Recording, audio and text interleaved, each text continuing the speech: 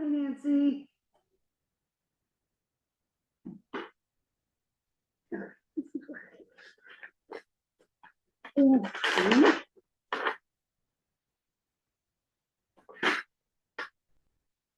I don't know why it's not doing that on my computer. I'm going to go off from here. No, Nancy, stay where you are. I'm trying to figure this out. Okay. I see you. I just got to figure out the screen thing behind me. Okay. Oops.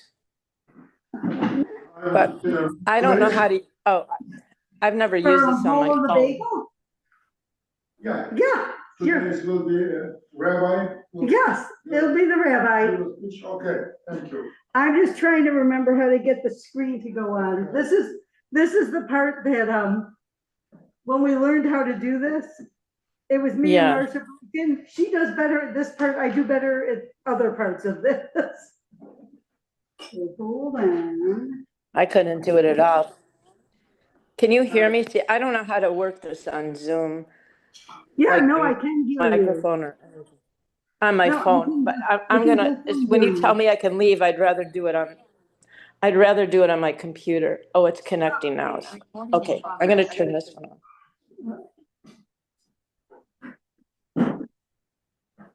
Good morning.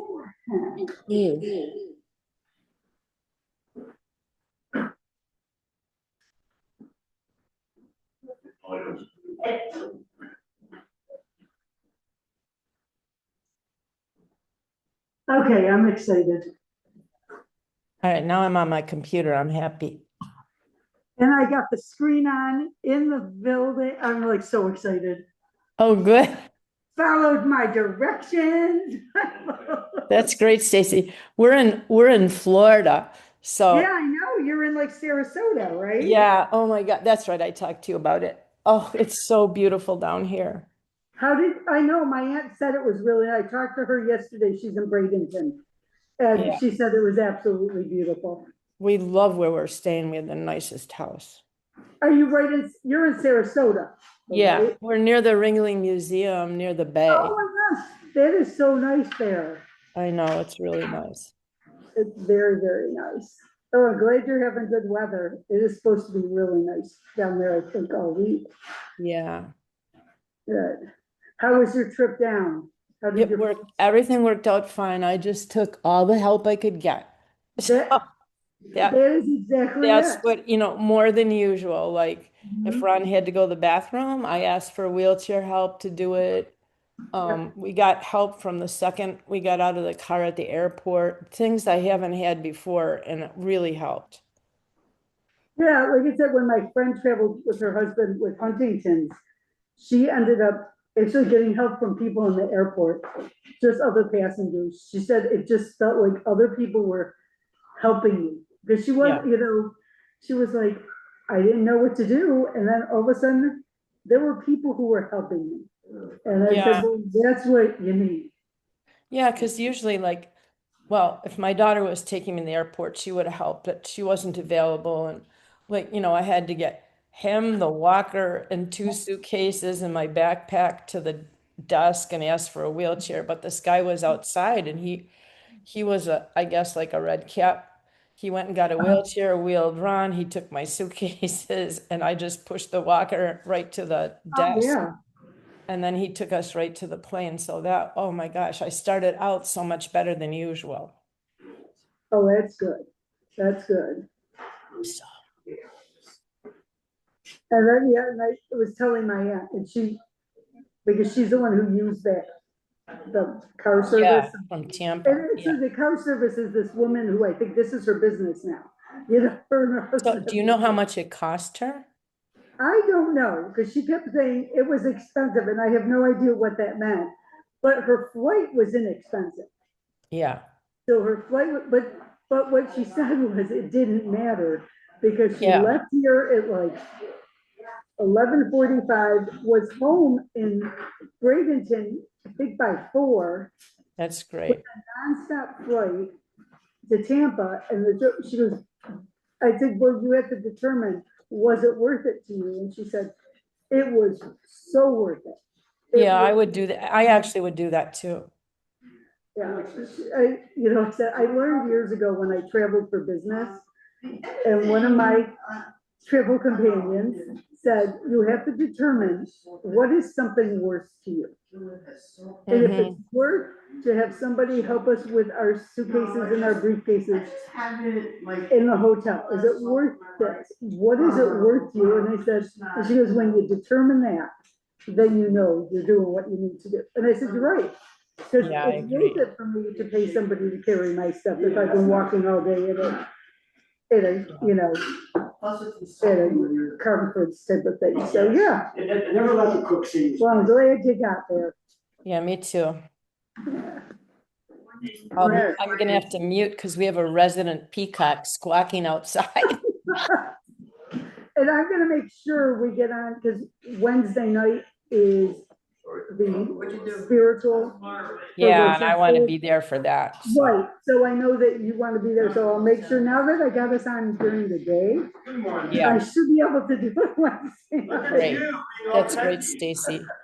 Look at you being all techie. That's incredible. How are you? I'm good. Oh, hi. Paul, Mr. Marsha. We enjoyed your wife's play. Oh, she told me that you came in the early show. I came in the second one. Yeah, so we're sitting the very first row, which I don't think I'll do anymore, because like. Yeah, it's in terms of seating, it's not the best theater because it's. But it's intimate, it's nice, so. Good. I thought she did a- Well, a little bit of culture, a little bit of art, a little bit of She entertainment. got a little bit of singing in. Yeah, that's good. My favorite part was her with the baby voice. Yeah. There you go. Hey, hello. Hey, this isn't working though.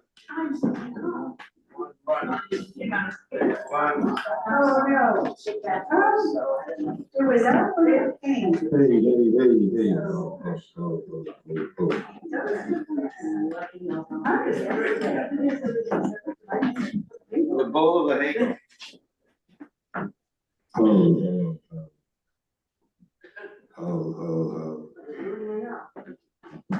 It's daylight saving time. Hi, Rabbi. Good morning, Nancy. How are you? Glad to be here. Yes, religiously, but not at the same date. So there's going to be now a few weeks. Yeah. So Israel, I think, changes towards the end of March. For some, they have different. So yeah. So I think so. It's confusing because sometimes, if most of the time, it's 7 hours difference. But then during those times, it becomes 6 hour difference. So it's confusing. And the whole country's in one zone? Yeah, even the whole country, and the country's near it. So Cyprus on the one hand is in the same zone. And Jordan and Moscow. Moscow and Israel are the same time zone. Because Moscow is just above. So it's a very big time zone. I believe Istanbul as well. But it's a very populated time zone. Cairo, I think, is also there. I mean, we've got states that are split right in the middle. I know, like Indiana. It actually happened to me that I was almost late to a job interview because of that. Because I was interviewing, when I was interviewing here, also to places in Indiana, but also to places in like, what's the city where it's in between Missouri and something else, big city, what's the name of that city? And so, hello, good morning, how are you? So what time is that gonna happen? So I'm not supposed to know what time it happens because it's supposed to be a surprise. Is that what- Actually, otherwise, so it's not, but you get to tell this group because theoretically an emergency could happen, they need to know what's going on. Yeah, or and just tell them what to do. So I got. Yeah, I also have another copy for you. Thank you, because I wrote, I can't open my.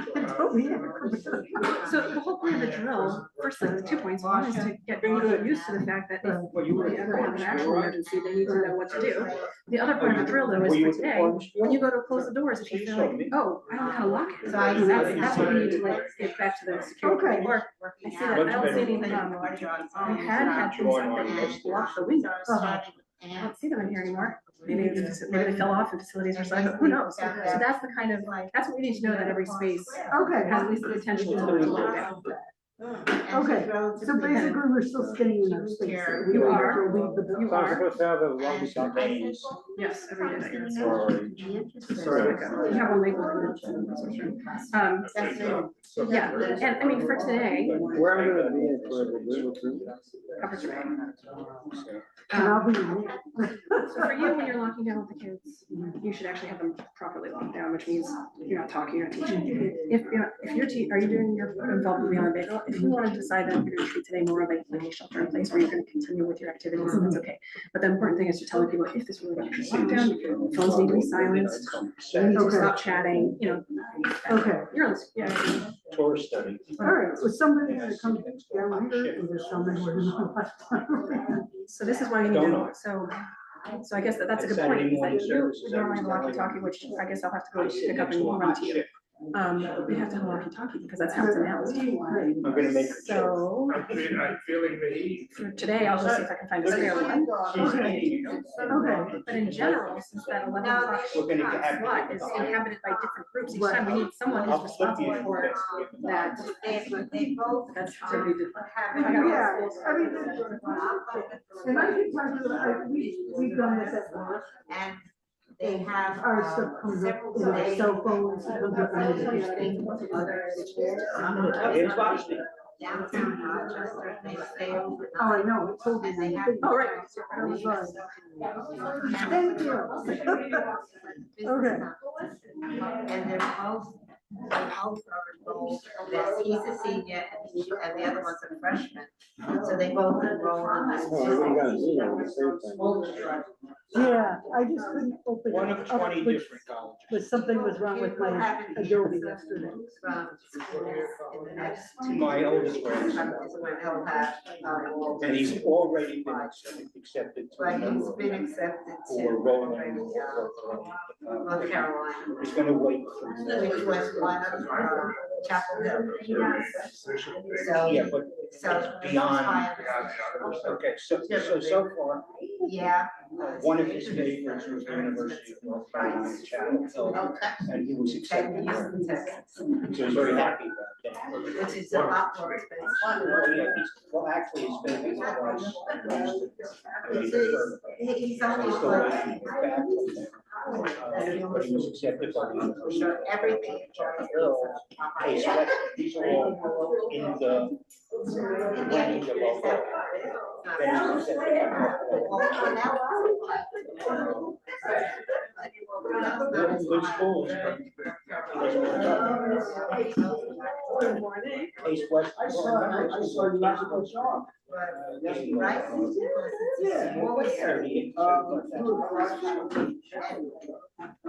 You know what that brings that down to? I think this is.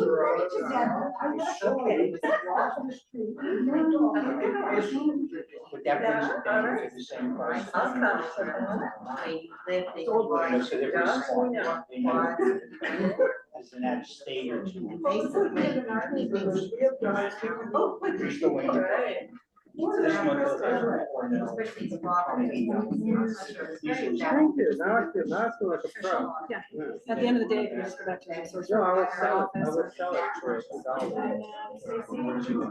Rabbi, two waiters. Well, let them wait. But commit them all in the. They were really just one person.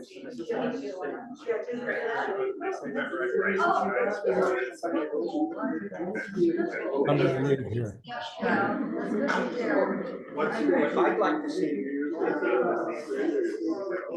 He wants to major in one of the reasons.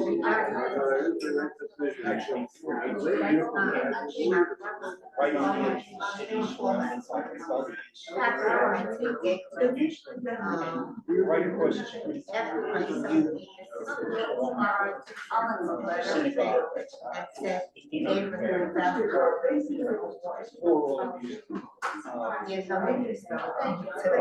also got She gets a living squad.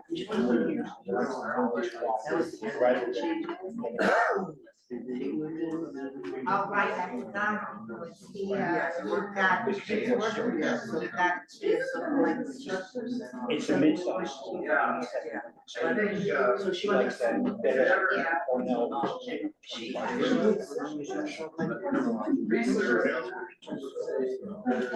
Okay, friends. The time has come for us to take a seat with our bagel, with our coffee.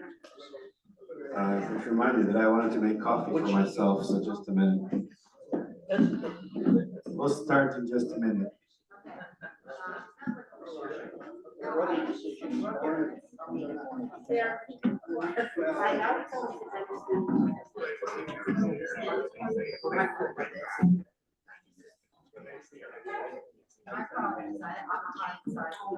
Also, I think some of these schools.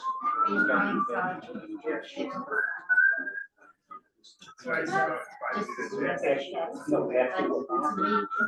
Can take a look and see.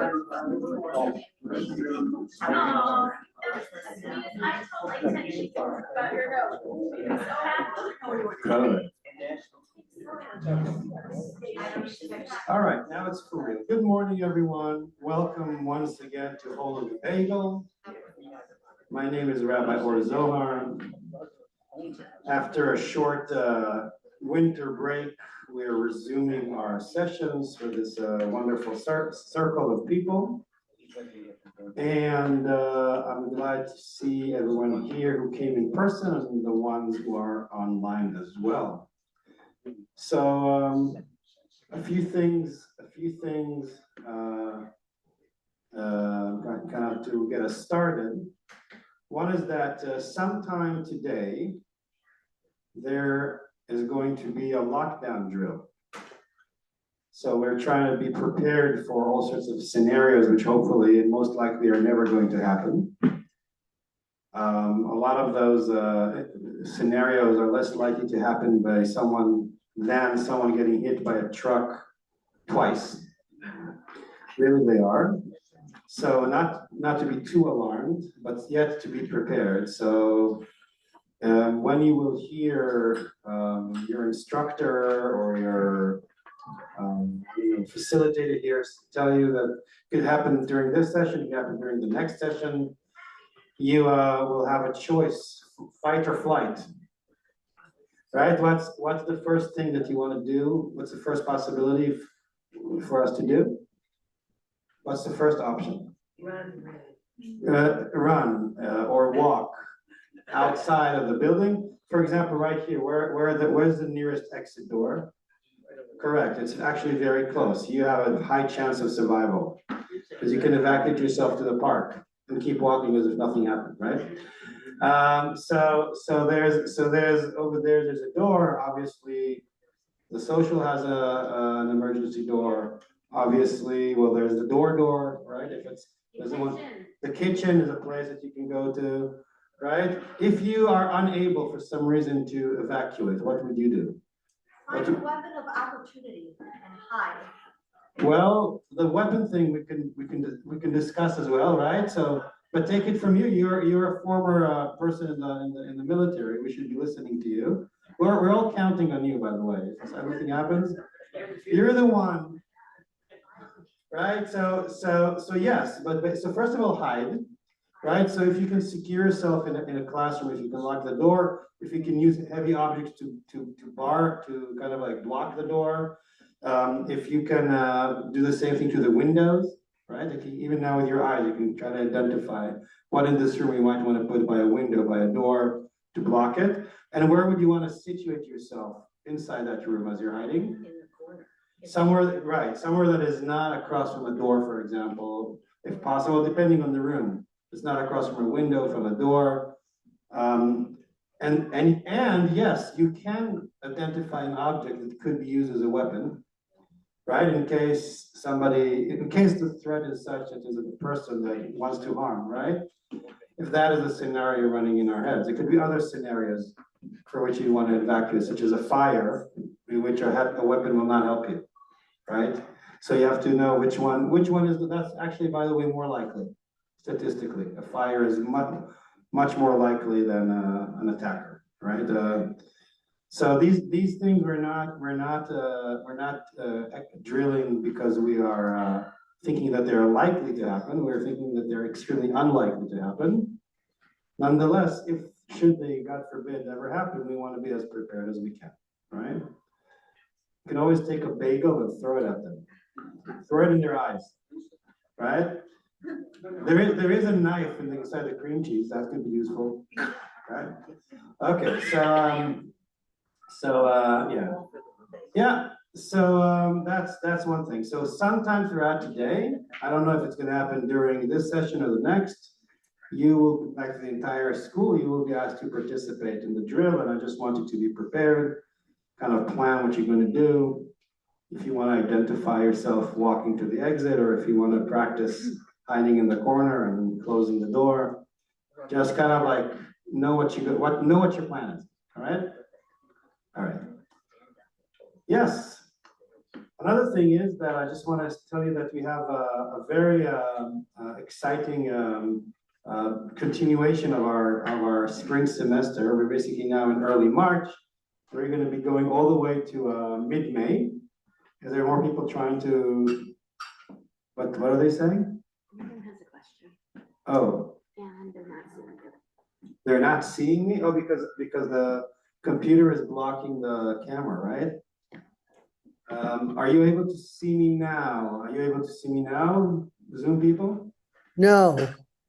You're not on, are you? You're still not seeing me? Are you seeing me now? No. No, No. it's like the camera's on the audience, not on you, I think. Yeah, well, I don't know how to solve that. Maybe because, yeah, but it's nothing to do with that. The camera is 360. There you Yes. go. We just saw you. Yes. Hello. Yeah, it's There. Yes. Yeah. Okay. Here we go. It's working. Thank you. Thank you. I mean, No, not it's not. Okay. Really. We already know what I look like, but it's fine. All right. So, Is it? oh, it's the same dude. We know who he is, right? So, so we No, have Rabbi. we have exciting lectures. Hopefully, I actually don't know those then people. You never know if they're actually going to appear or not. I'm not joking, but allegedly next week we're having the Way of Zen with Sensei Dara Kowal, core director of the Rochester Zen Center. Then on March 22nd, Passover Food with Dr. Nora Rubel. Then Salvation Storytelling and Queer Faith is Reverend Sam Kinsman, who's the chaplain both at U of R and RIT. Allies to the Jews, The Pain, Power, and Possibility with Joyce Herman and Dr. Emma Nelson. Eurovision with Dr. Lior Greenberg. I don't know if you guys know about the Eurovision, European Song Contest that has an amazing history, which in recent years also has become very loaded politically. But there's also hilarious anecdotes to it about weird songs that the Russians have done in 1980 and Yugoslavians have done in the 1970s. And Lior Greenberg in our congregation is an expert about Eurovision. He can tell you which country did what song when, and what the sensations were, and what the stories are about them. And he'll give you this lecture. It's going to be hilarious and interesting at the same time. Making healthy and moral life choices with our congregant Bruce Pollack. Einstein, Free Will, and the Universe with Dr. Josh Faber, who's here in disguise today, pretending to be just a normal human being, but in fact, there's much more to him than you might think at first glance, and he'll tell you all about it. And then there's something called the Grand Finale with Rabbi Or Zohar. I still have no idea what that's going to be about, but we'll figure it out. So hopefully an exciting journey. I also want to encourage all of you to all ye seekers of knowledge to consider registering to some exciting learning opportunities that are starting this week as this third mini-mester of the rest of the adult ed class is starting. So actually, unlike what's written in the booklet, the order has been mixed. So this Wednesday and for the next, so three consecutive Wednesdays in a row, we're going to have lectures about the spirituality and the culture of the indigenous Native American people of New York. So apparently there were those who were here before we immigrated here. And at Temple Sinai, we believe that expanding our knowledge about other traditions is very important, but more particularly to give honor and to get to know the nations, the spiritual world of the nations who have been here before us. And we're going to have that taught to us by someone of those nations. And I'm also thankful to Nancy Krause, who's here on Zoom, for organizing it and connecting us with this individual. And so thank you, Nancy. Your connection to the broader community of bringing this gift to us. And I want to encourage all of you. I think for me, it's not just my curiosity of knowledge, it's also my understanding that this is something that we should be, these are kind of relationships that we should be investing in. Then the next three sessions of this meeting are going to be about Far Eastern religion, taught by Douglas Brooks, who's from the U of R, and he's a very learned individual and a great teacher. Thursday morning, there's going to be intuitive movement and gentle yoga taught by both my wife Feliza and another yoga friend of hers.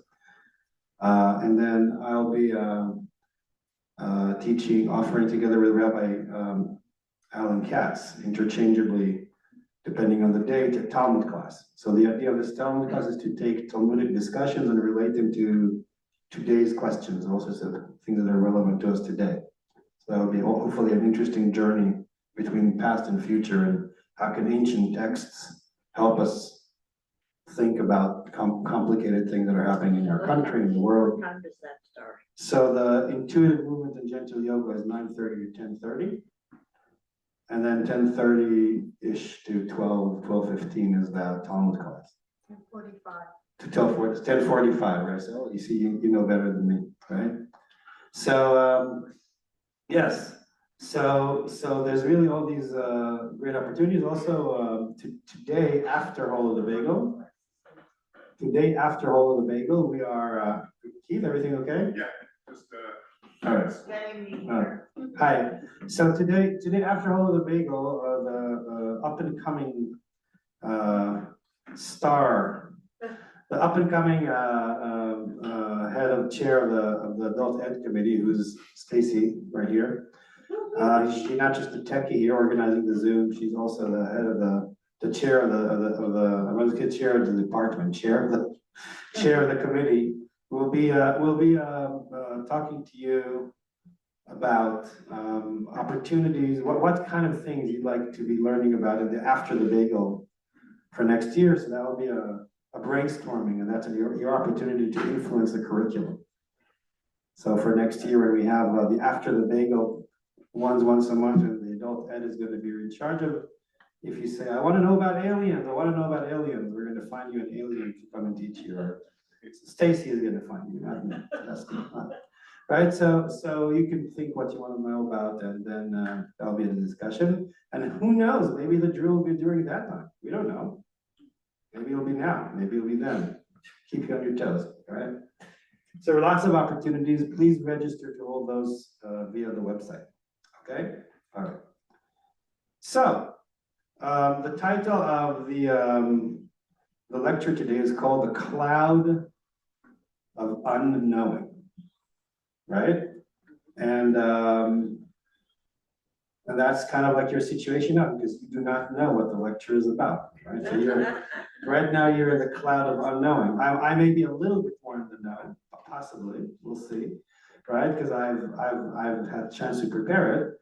The cloud of unknowing. Okay, and there's a few things that I want to connect to that concept, kind of like manifest them one by one. The first thing relates to the whole of the bagel, because there is the bagel, and there's the whole of the bagel, right? So kind of like the question is, what is in the center of it all, right? Again, the metaphor of the bagel serving, like the bagel serving as a mega metaphor to what we're doing here, right? The bagel rotates on and on. There's all kinds of bagels. What's in the middle of it all? What's in the axis, right? The cloud of unknowing. That's just an anecdote. That's not just to connect it to the whole of the bagel.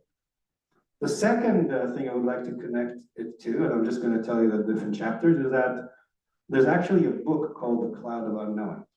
I borrowed this idea to this lecture, and I'm actually going to talk a little bit about the book. It's The Cloud of Unknowing. I will also pass it around you in a second. It is a book that has been written in the 14th century by an anonymous Christian priest in England. It was written in English originally, Middle English, and it's called The Cloud of Unknowing. And that is where I got the idea to the lecture from, and I will be talking a little bit about this book. It's a very interesting book. And the other two things, now the three things that I want to relate this concept of Cloud of Unknowing to, one would be the Torah portion that we just read together, which is if you came to Friday night services or to Shabbat morning services, you would know that it was Kitisa, where there are two very interesting stories that are related to this. One of them is the golden calf, and the other one is Moses being in the cave in the rock, telling God, I want to see your face. And God telling him, no, you can't. You can't see my face. You can see my back at best. In a good day, but you see my back on a good day. So that's kind of like another thing that I want to relate this concept of the cloud of unknowing to. The third concept that I want to relate this concept, the cloud of unknowing, I'm pitching for that one today, is the holiday we just celebrated, which is Purim, right? Where we are supposed to be partying and be getting intoxicated to the point when we do not know, right? So here you go again, the cloud of unknowing. See, it all comes together in a mysterious and mystical kind of way. Who would have thought that it would be precisely today that I'd be talking about that? Look at all those connections that are miraculously came together in this date. Who would have thought? Works for me, right? Coincidence. So then yes, the cloud of unknowing. Yay! It's on Instagram already. We don't know what the lecture is about, but it's already on Instagram. That's great. So then the fourth thing that I want to interconnect with all that is actually how these concepts of unknowing can be maybe useful to us in a more pragmatic way when we kind of try to deal with different things that are happening in the world today that we don't know how to resolve with our mind, right? Because it's not just about the traditions of the past, it's also about how we handle the situation or the situations that we think we're in, although we maybe don't know that we're in, right? That we believe that we're in. All right. So let's start from the beginning. So those centuries, 12th, 13th, 14th centuries, have been very interesting centuries in the history of humanity, especially in the history of Europe and the Near East. Many spiritual traditions, as we know them today, mystical traditions, have kind of like formed during those times. So Kabbalah, the book of Zohar that I love reading so much, is a product that usually people think the 12th, 13th, and 14th century. In Islam, Sufism, mystical Islam, also formed. Rumi, Jalaluddin al-Rumi, also formed around those times. The Saint Francis of Assisi, right, and the Christian mysticism that he brought, also product of these times. A lot of those mystical traditions are intertwined because people were traveling a lot during those times. For example, name a group of famous travelers from England and Western Europe who traveled to the land of Israel during those times? The Crusaders, right? So they weren't exactly like peace-seeking mystical hippies, right? But they were driven, and their journey was driven from a deep spiritual, religious sentiment, right? Which was accompanied by like killing everybody who didn't agree with them and different things, but that was the fashion back then, right? They brought priests with them. And they brought Priests with them. priests with them, but also when they traveled through a lot of those places, they also migrated through Muslim countries, right? So it was also an exchange of opinions and ideas. In other words, part of that, all this commotion between, well, mostly Christians and Muslims, but also Jews who somehow always are caught in the middle of it all, right? It was also, on the one hand, it was a time of conquering and war and violence, like anything that ever changes in the world. Back in the day where there was war and conquering and violence, right? But at the same time, and that's an interesting point for us to notice, at the same time, like we can experience today, yes, it's a time of war and conquering and violence, and it is also a time of, scientific, spiritual, cultural expansion and exchange of ideas. It's never just one or the other. You see what I mean? There can be times when both are happening, and you can kind of think, so which part of reality am I focusing on, or what?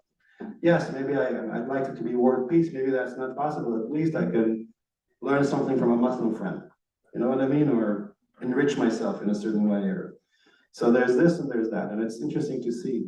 So very interesting times when this book is. So in the 14th century, kind of like towards the end of that period, we have someone in England,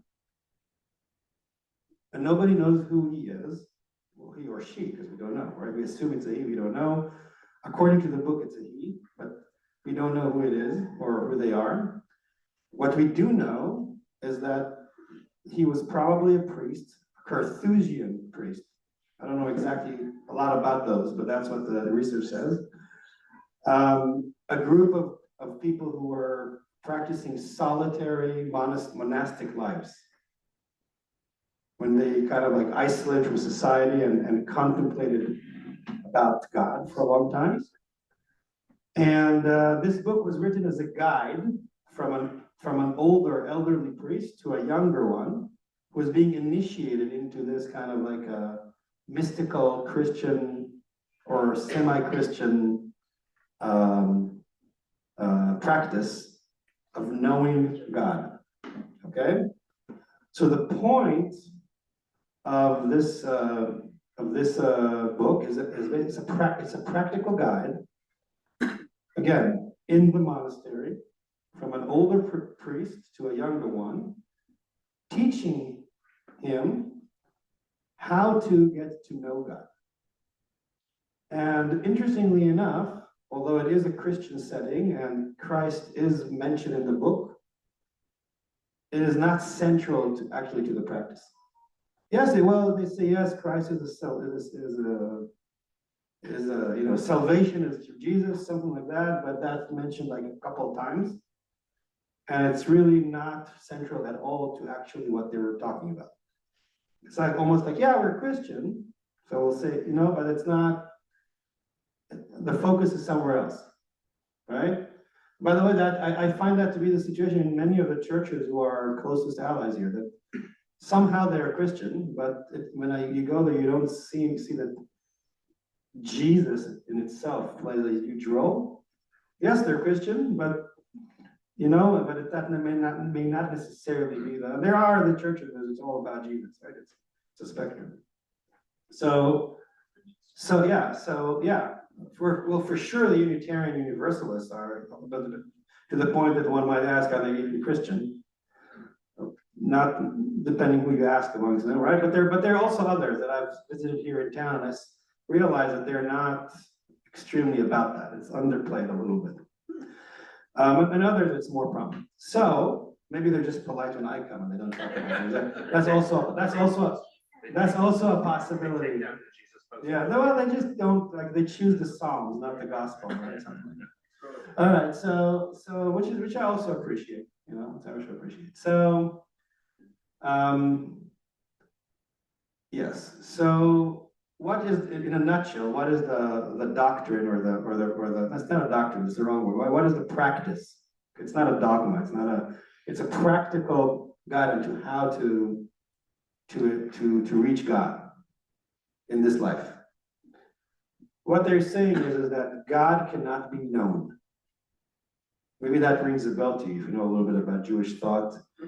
God cannot be known through thinking.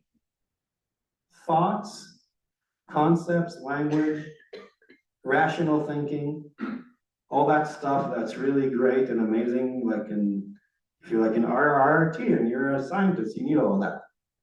Right? If you work in Kodak and you need to invent stuff and manufacture it, you need thinking. Right? If you're a lot of things, a lot of professions, right? You need your brain. But this priest argued that if you want to know the divine, you will not find it through knowing, through thinking. It's futile. Think about all you want. Maybe it'll get you a certain way. God is not reached through thinking. How is it reached then? It is reached through the cloud of unknowing.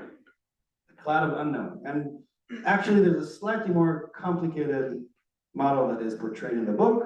They say that there's two clouds, there's two stages. The first stage is the cloud of forgetting.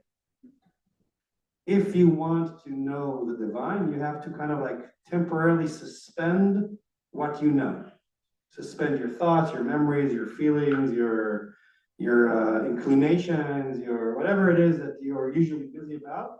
You need to kind of like deliberately suspend that through meditation. And instead, what you must need to do is you need to contemplate on, guess what? There's a word with 4 letters. 4 letters. Starts with L and with E. What?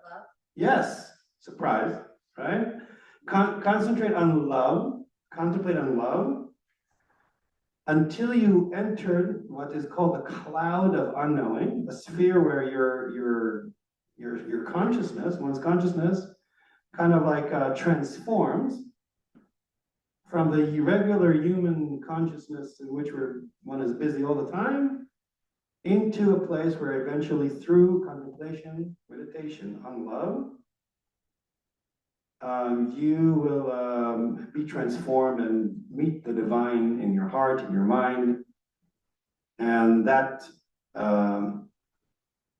priest, the older priest, is teaching the younger one how to do it. And it's really pretty simple what he's teaching. Maybe there was something that maybe in their conversation, if you could be in the room, they'd guide you more, but it's more about just contemplating on love and opening up to the cloud of unknowing where the divine is found. That is basically what this book is about. And again, people, academics have tried to discover who wrote it. They failed. It's interesting to me because the same thing is with the Zohar. That people try to attribute it to this or to that, and eventually just realize that they just can't figure it out. That somebody who chose, probably I think because of humility, to remain anonymous, like it's not about me, right? And I'm giving you this book. It doesn't matter who I am, right? And it also is interesting to me because it's actually not. Maybe you saw some nodding head. It's not unlike many other teachings that we know from Judaism, Kabbalah. Even people have said maybe it has to do with a connection to Far Eastern religions, right? It seems like kind of like a universal truth. If we're talking about unknowing versus knowing, one might see the traces of Maimonides. He was a philosopher, but Maimonides, but he too spoke about about 300 years before, 200 years before this guy, 300 years before this guy, about the fact that knowing God is only by knowing what God is not. Right? You can, according to Maimonides, you can only know God through realizing, I know this is of the world, this is not God. Right? So the more you know, the more you don't know. That's kind of like, the more you know that you don't know, and that's where you might find the divine. So maybe you see traces of that. So there's many, so these kind of books are fascinating to me because it helps you see some kind of universal approaches that seem to be cross-cultural. Right? Because in the cloud of knowing, I can know that I'm a Jew, that I'm a Christian, or that I'm a Muslim, or this dogma, or that dogma, or this idea, or that idea about the world and religion, or whatever. Right? Where do those cultures actually meet?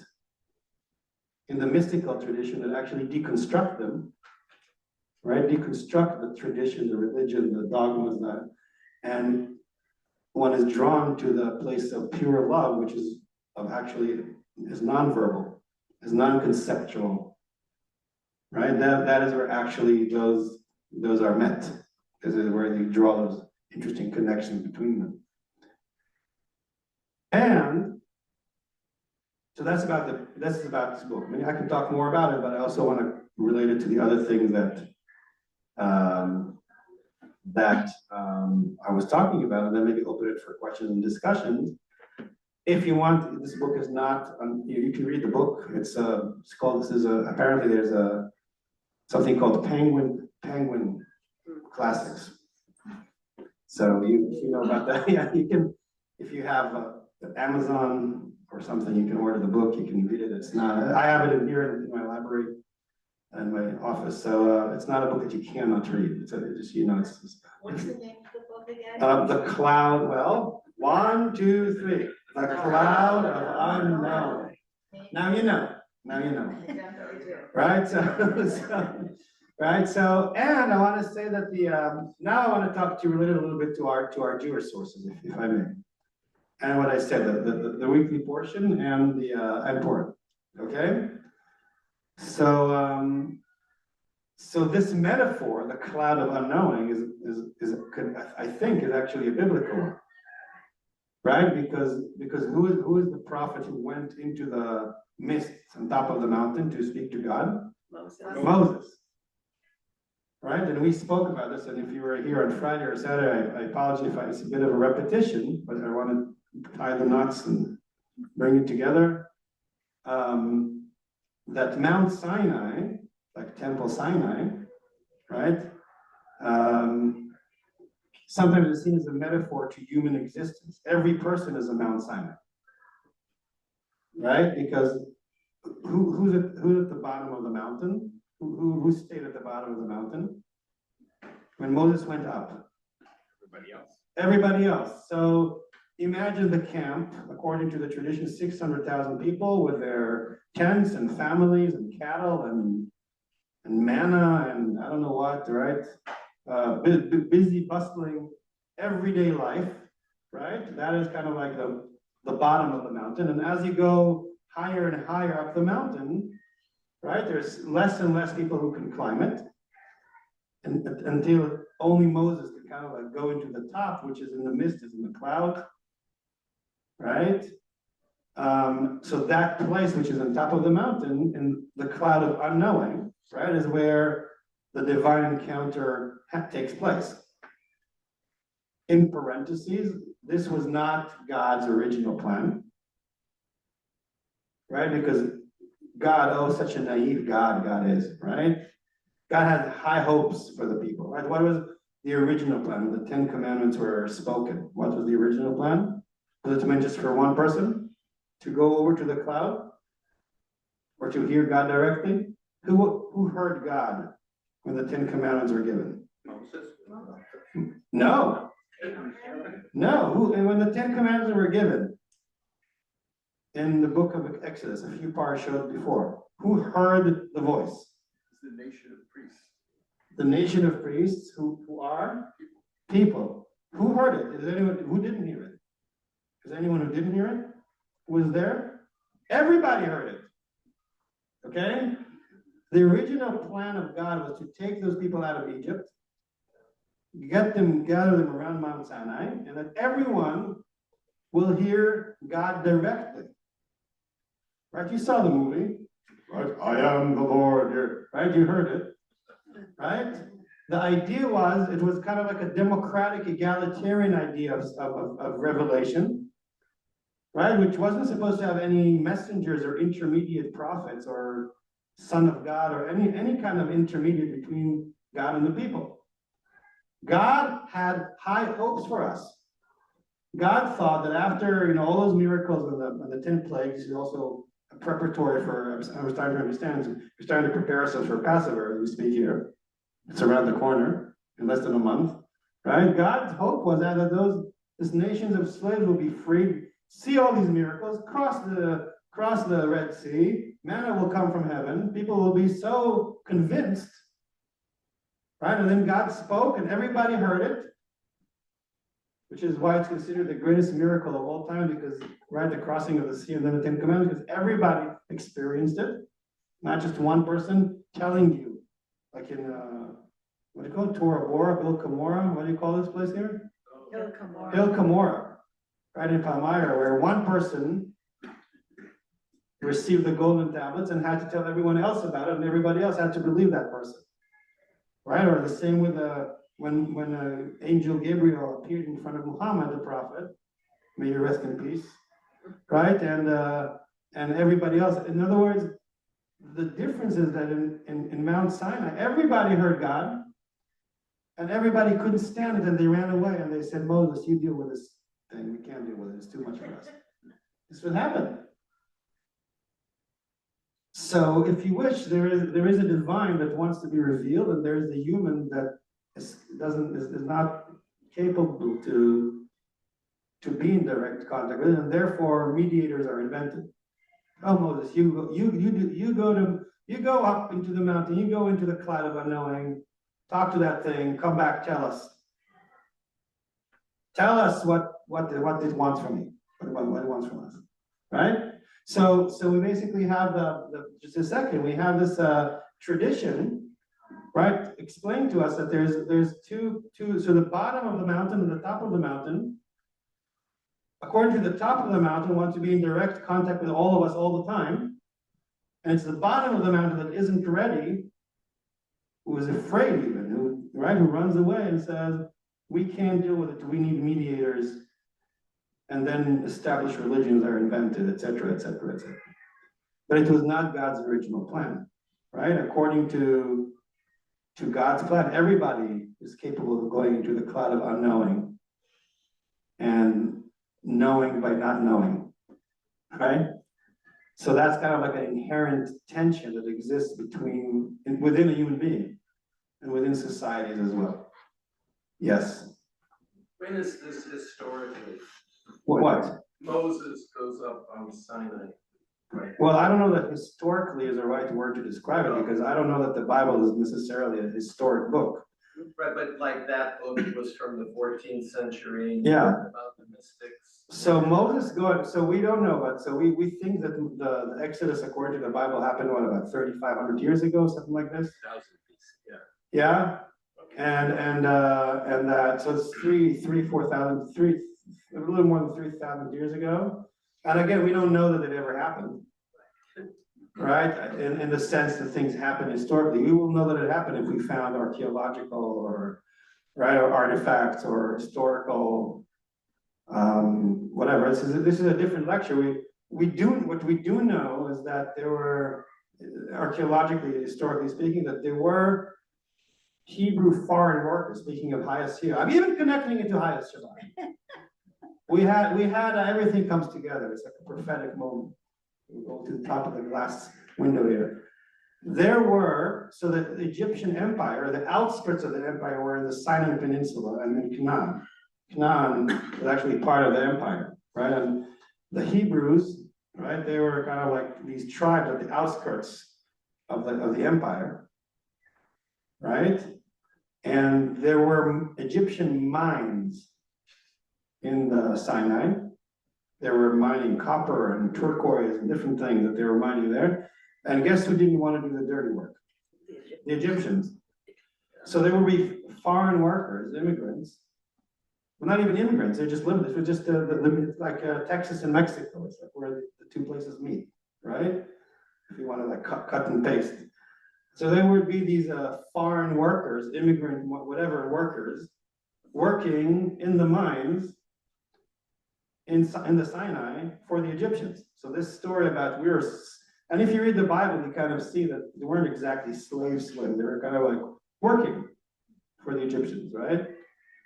Kind of like that. And so they got fed and they got, right? And they're just living there. And then in this kind of like cross section between the Sinai and Egypt, or Canaan and Egypt, there were these Hebrew tribes. And then I spoke about this a little bit another time, if you remember, some of you may remember, those Hebrew people who were working there saw that the Egyptians had hieroglyphs to describe language. And they looked at those hieroglyphs and they said, well, we have a better way to describe it. So they took shapes of pictures. And for example, an aluf, which is a Taurus, became the sound A, which then became A or Aleph. So they invented the alphabet. Those workers who worked for the Egyptians looked at the hieroglyphs of the Egyptians and invented the alphabet, which then migrated through the Phoenician merchant to Greece, and became and then the Latin alphabet, and then the Hebrew alphabet, and the Arab. So yeah, so when Moses comes to the Ten Commandments, he's not just bringing the text of the Ten Commandments, he's bringing actually the alphabet, the fact that you could even write something, right, was invented there. So speaking of Hayas Shabbat, I'm looking at you as a representative, I don't know why. Is that when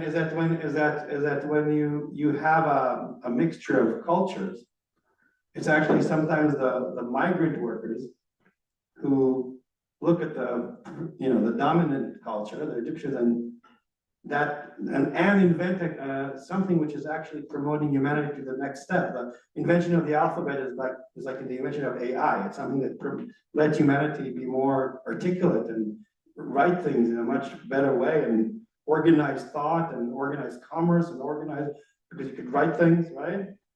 And explain them. So sometimes so out of this mixture, sometimes good things can happen. So that was a segue, right, for your question. So going back to the Cloud of Unknowing, okay? We have that in our culture. Moses is the one going into the Cloud of Unknowing. What happened to the Israelites? If you remember our parsha, what happened to the Israelites when they're remaining at the bottom of the mountain and Moses isn't appearing? They start worshiping something which basically we spoke about. Those of you who were here on Saturday morning, we spoke about that the sin is not. There's nothing wrong with gold. What's the sin? What are you worshiping? There's nothing wrong with those things that you worship. The problem is that when you forget the connection to the top of the mountain, that worldly, earthly thing can become, instead of serving a higher purpose, it becomes a goal, an end, right? Something that you mistakenly start to worship. And people are giving many examples over the weekend in materialism, money, power, cell phone, whatever your golden calf is. The problem is there's nothing wrong with a cell phone. It's just right. There's nothing wrong with money. There's nothing wrong with materialism. It's when that thing becomes the purpose rather than it serving the higher purpose. So so the problem is the cut of communication from the bottom of the mountain to the top of the mountain, right? Connect this also to Purim, right? Purim is also a lot about unknowing, right? The depth of this holiday is that it's a holiday when you're supposed to forget, but remember through forgetting, right? Who is not mentioned in the Megillah? What's that? God, right? And we've spoken about this before, that the Megillah is a metaphor for this world, where you have to see the divine to discover, even though you don't see it like regularly, but you have to look in the world of discover. Again, the cloud of unknowing, right? And all these word games, Esther from Hester, which means to conceal, to the concealed one. Megillah, which also means whichever is revealed, It galot, right? Even the word play that we say galut, which means diaspora, It galut, revelation, right?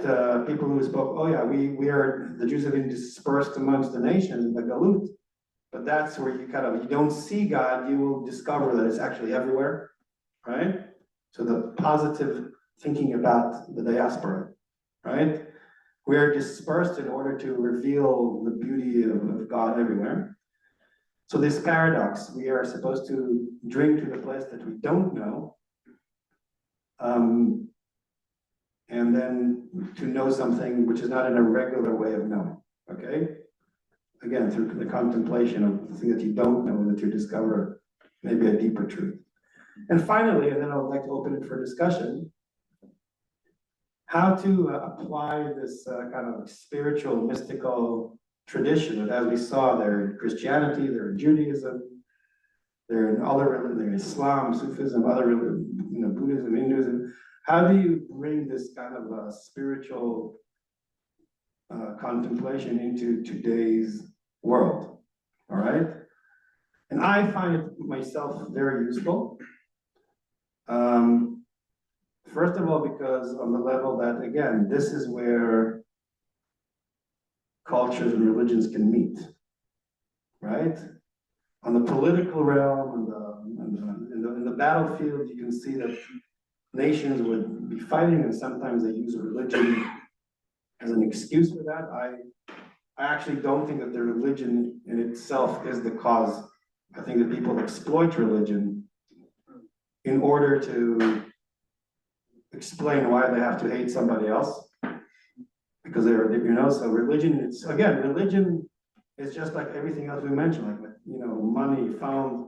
Religion in itself is not good or bad, it's what you make of it, right? If you use religion for the cloud of unknowing and to contemplate about love, it's a good thing. If you use religion to say, oh, my religion is better, they're heathens, therefore I'm going to, exterminate them, then religion is a bad thing, right? Religion in itself is what we make of it, just like any other human invention, right? It's supposed to serve a goal, which is the unknowing. So hey, that would be a compass for me, right? I'm a professional religious person, right? I have to, when I think about my own religion, my own tradition, I have to think in what is this religion now serving love, or is it not, right? And sometimes it's very hard to know which actual choices to make. But at least you have this North Star. Is this serving love right now? Right? And that is, and sometimes you can be critical of your religion or certain usages of it. Right? And sometimes say, oh, this actually is helping to promote love in the world. And it's not always so simple, because it's not always what seems to be love that is love. Or right? There's all sorts of, there's love, there's tough love, whatever. It's complicated, but at least you have a North Star that's supposed to guide you. Right, so that's kind of like one thing. And I think that also my experience of our world today, the political sphere, the news sphere, and everything that's happening, is that people are not always very good about the cloud of unknowing.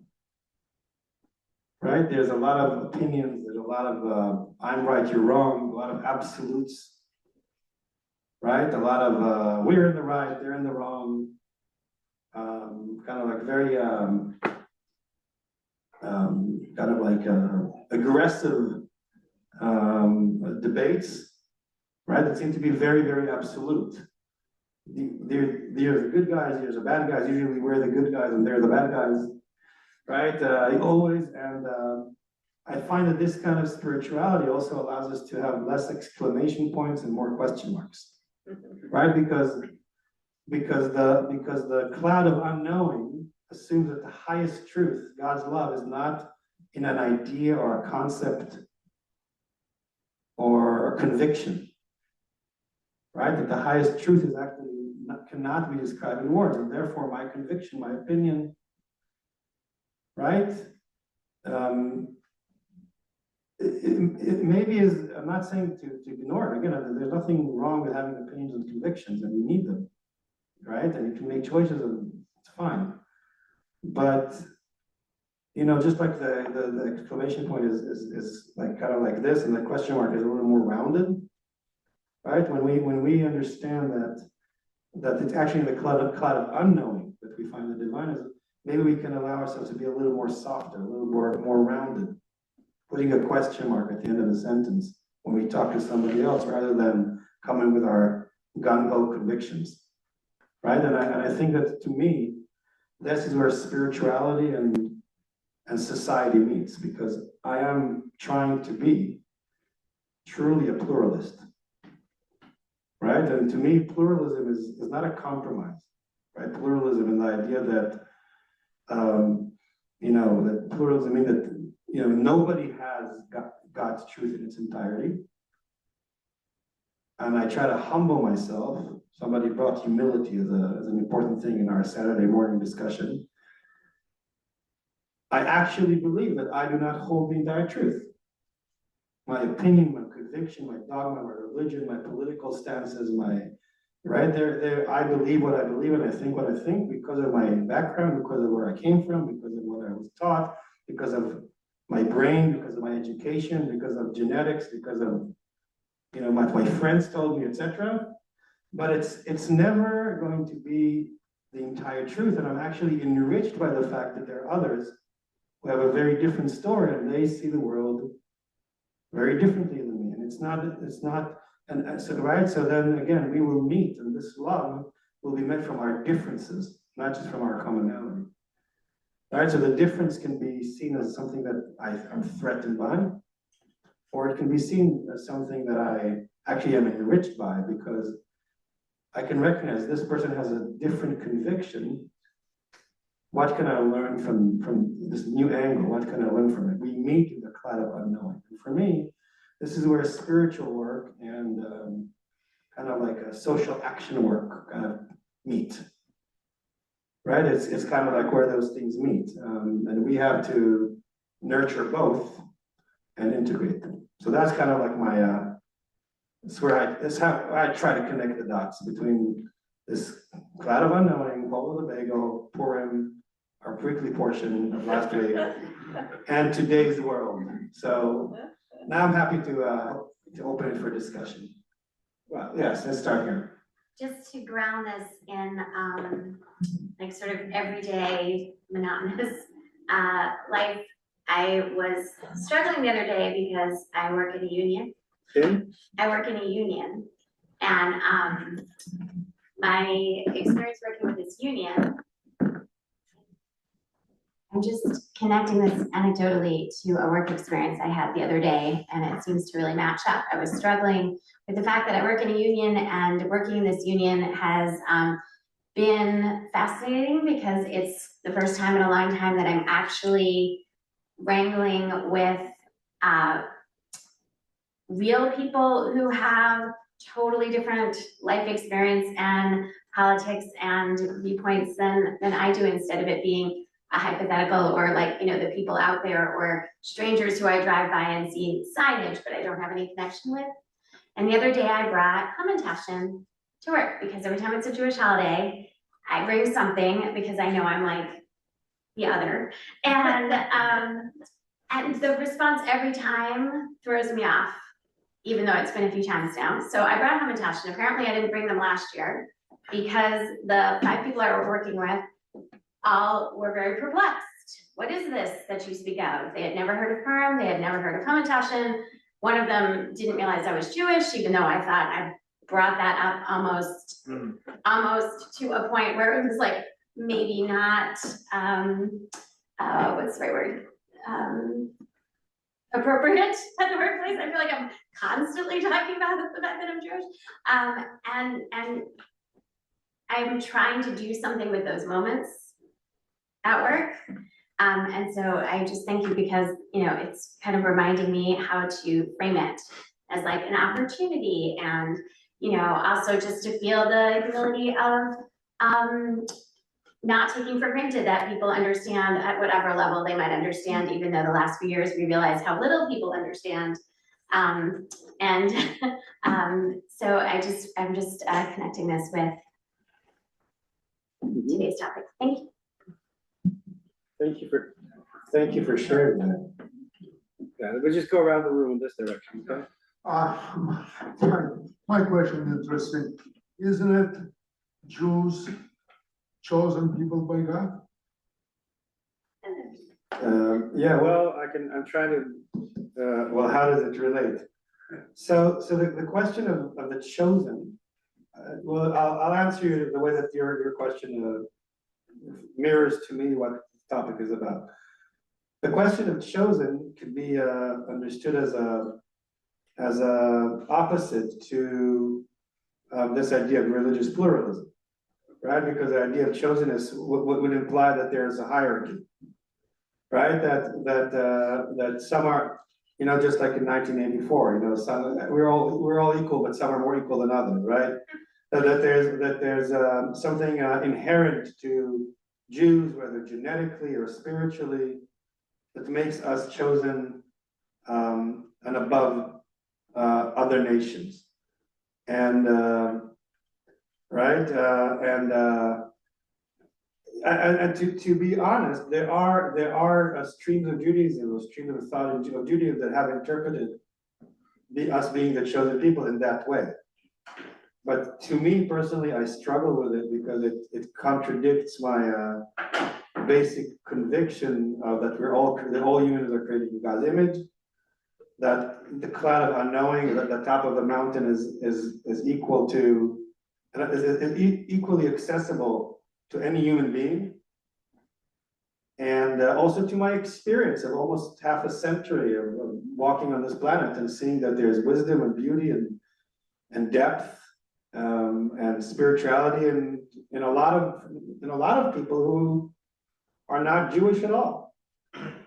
Some of my the deepest, most profound revelations and teaching that I've experienced in my life come from sources that have nothing to do with Judaism, and I don't think that it just doesn't connect to me. So the way, but luckily to me, the idea that of the chosen people that kind of sees it in a hierarchical way is not the only interpretation in Judaism. And there's a very, very profound interpretation that you know, we were chosen for a certain task or for a certain path, but it doesn't mean that there's not other paths, right? When we when we come to the Torah, we say Asher Bachar Banu, who has chosen us. Asher Bachar Banu Nikol Ha'amim, who has chosen us from all the people. V'natan lanu et Torato. So we were chosen to be given this Torah. We were not just chosen, period. That's the idea. We were chosen at a certain point in time to be those who were there in Mount Sinai, and we received that Torah.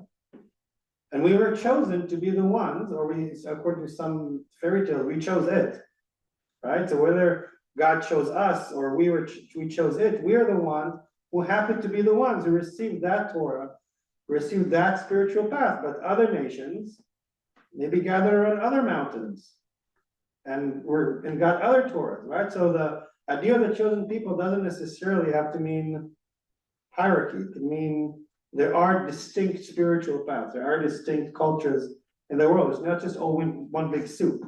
It's okay that there's Jews and Christians and Buddhists and Muslims, and it's okay that Native Americans and whatever, that there's different ones. We were chosen for that. By the way, I don't know if you ever heard that when I say the blessing, I do not say Asher B'chavanu mikol amim, from all the nations. I say Asher B'chavanu im kol amim, with all the nations.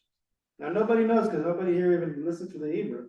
But I actually do not say mikol amim, not because there's a problem with the original blessing. There isn't, because again, we were chosen to receive the Venata. You have to read the end of the sentence to put it in context. Who has chosen us from all the nations to be the ones, Venatan lanu et Torah, to be the ones that the Torah was given to us. That's actually not a racist claim. It's just, this is our path. We were chosen to that task, right? That's your job, that's your job, that's your job. Our job is to be the ones who follow Torah, right? Im What's that? and me are like reversed. What's that? Im. And me. Well, the one is with ayin and Oh. you could, yeah, but but I say that because I know that there are racist interpretations of this. I actually say Hashem Bachabanu im Korami because I want to emphasize, and I didn't invent that. I invented nothing that I'm saying today I've invented. It's all things that I've learned from other people. It's very hard to actually invent something, right? If at best you can remember something that someone told me there's a book, I read it, right? So I didn't invent all of this. There are people who say Asher Bachabanu im Korami with all the nations because I want to emphasize the fact that I believe that we were chosen, but also other nations were chosen as well. So every time I'm called to the Torah, I'm saying im kol hamim, and I'm just waiting for the right opportunity to share that with you, which you can either adopt or not. I say Asher banu im kol hamim venatan lanu, because I believe that this Torah actually also is in dialogue with other nations. I'm conscious of them. The Christians also read this Torah, and the Muslims, although they don't read the Torah, they accept it as, what gave as a pretext to their Quran, etc. And so there's a broader conversation about this Torah than just us. So I say im, and in the Kiddush, we're saying Kivanu v'chata, you have chosen us, v'danu kidashta, you have sanctified us, mikol ha'amim, from all the other nations. And I don't like that.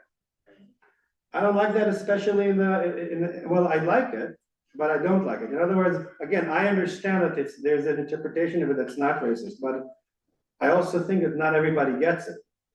So I don't sing it. Unless Renata Brown is on sabbatical, I'm the only one there. In fact, that verse that you have chosen us and sanctified us from all Amim is not in the original Kiddush. How do I know it? I know it because I'm a Kabbalist. And I read in the Zohar somewhere that in the Kiddush of Friday night, there are 70 words to be equated with the 70 names of God. Right. And the Zohar even goes as much as to say that how this 70 words is achieved is that they took a verse from the Torah that has 35 words, which is the seventh day in Genesis, which is the second part of the Kiddush. And they added another paragraph of 35 words before it, which is this one, Yom HaShishiva. No, Yom HaShishiva Yechulu Shema, that is from Genesis. If you know the full Kiddush, then Baruch Atah, all that other paragraph is the 35 words that they added. And then I went to the prayer book and I counted the words. And there were too many words, it wasn't 70. But then I realized that the prayer book that I had was the Ashkenazi one. And if you go to the Sephardi book, the Sephardi prayer book, that verse, Kivanu V'charta, does not exist. And if you count the words, it actually is 70. So I realized that the original Kiddush, which had this numeric value, and in which the paragraph of the Torah and the paragraph that they added, which aligns the 70 names of God, actually does not have that sentence that says that we're the chosen ones. And half the Jewish world, the Sephardi ones, this is their Kiddush. And when I go to their home, so then I went to my very Ashkenazi grandfather, and I told him, listen, who's going to be 100 years old on April 17th, and I'm hoping to be in Jerusalem to celebrate it, but I don't know if I'll be able to, because as of now there are no flights. How big wars affects little people. Anyways, so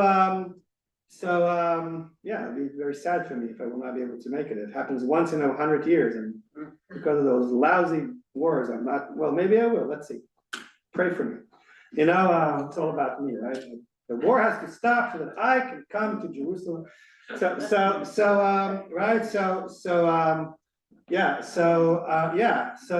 I came to my very Ashkenazi grandfather, who, as you can understand, has been on this earth for many years, but I came to him many years ago and I told him what I've learned. He said, you know what, grandson, you convinced me, and from then on, he dropped that verse and he doesn't sing it. Wow.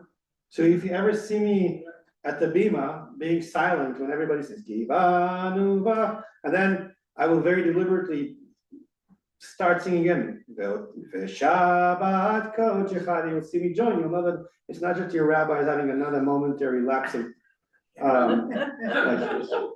like early stage dementia or whatever it is. It's or that I'm like multitasking on the bima. It's actually because I'm deliberately not singing that one. Not because I don't think that we're not chosen for this holy task. I just don't want to like emphasize it on a Friday night, and I prefer the Sephardi version that doesn't have it. So you got it, okay? Yes. Yes. Oh, okay. But you already asked the question before. This isn't a question, this is a comment. Yes. So you're talking about pluralism and we can learn something from everybody and blah, blah, blah. And it made me realize growing up, and I think this is actually related to anti-Semitism or the oppression of us. All my relatives, my parents, aunts and uncles, they taught me, don't trust strangers. Stick with your own kind. And because I was a bit of a rebel, I broke their suggestion and was always interested in kind of meeting people who were different. But that's all. Thank you. And I acknowledge indeed this was not a question. First of all, let me say, you're almost too old to have early stage dementia, so you don't have to worry about that. I'm in good company here, right? I'm in good company. Yeah, we all know that. Listening to this discussion, seems to me there's two very competing aspects of human nature. One is we're capable of rationality, thinking logically. The other is we're curious to the point that we have a lot of intolerance of uncertainty. And this intolerance leads to fundamentalist religion, getting certain answers. It leads to conspiracy theories. And I think in the present day, that's an enormous problem. Have no answers, but I think that's what we're facing. As a retired physician, my thinking is linear. I may have my own opinions, but my responsibility to my patients is to adapt to their culture and not superimpose my own. But my own is important to me. But it saddens me to see the disrespect for logic, science, humanity that we're experiencing today. Yeah, so just to say that to me, I have great respect to linear thinking. Not that I'm very good at it, but I have great respect to it. And to science and to math. You're never representing math in the world. Just like you're representing social action committee, you're representing Saturday morning. Like there's representatives in my mind, like personified. So right, so I have great respect to those things, and I think that it's all divine and all beautiful and all important. These kind of traditions, I don't think they tell us to eradicate our mind or to forget it. I think they just try to remind us that our mind is limited and it's not the entire picture, right? And I think that these things have to be like I think that a complete human being has accessibility to all these parts, right? Just like we have right brain, left brain hemispheres, right? There's multiple intelligences, right? And there's also spiritual intelligence, and even spirituality can be used or abused, right? To me, in the end, again, the fact that I accept, like I acknowledge that my brain is limited, and I invite the divine and love. In other words, if there's no love there, what have you done, right? If this spirituality doesn't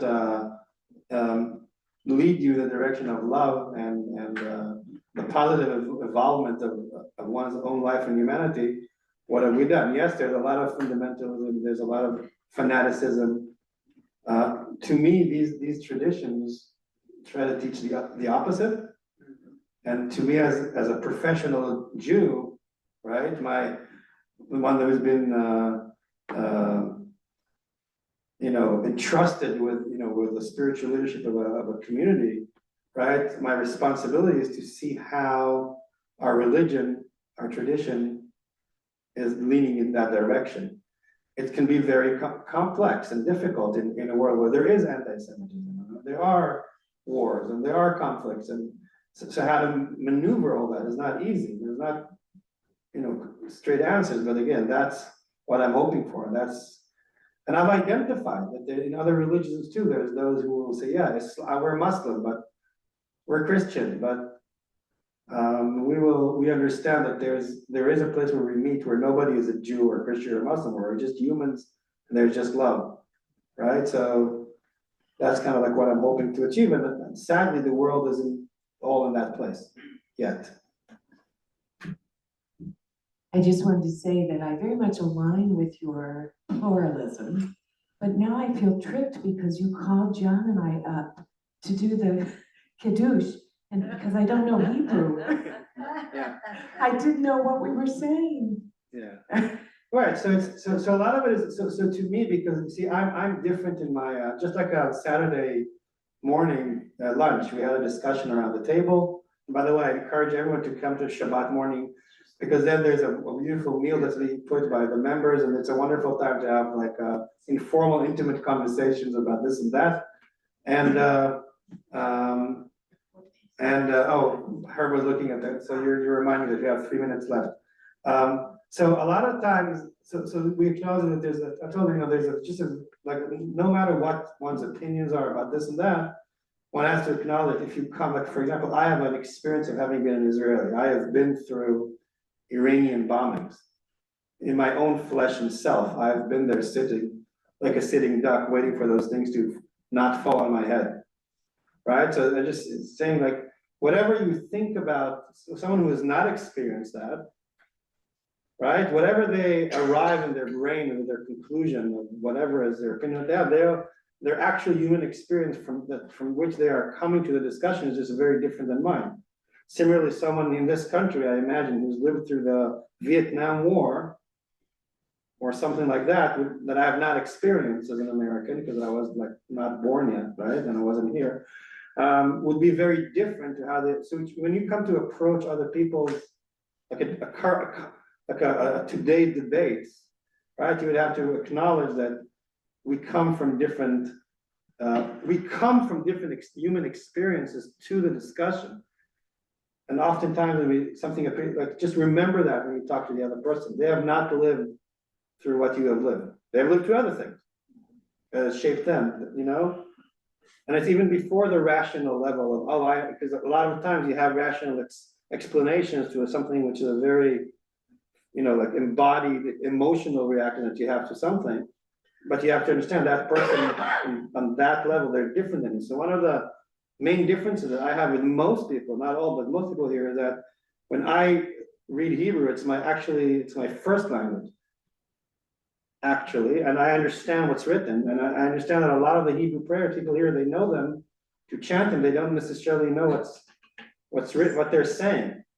And sometimes, so like the Elenu, which I don't know if you know that I changed the Elenu version. Why?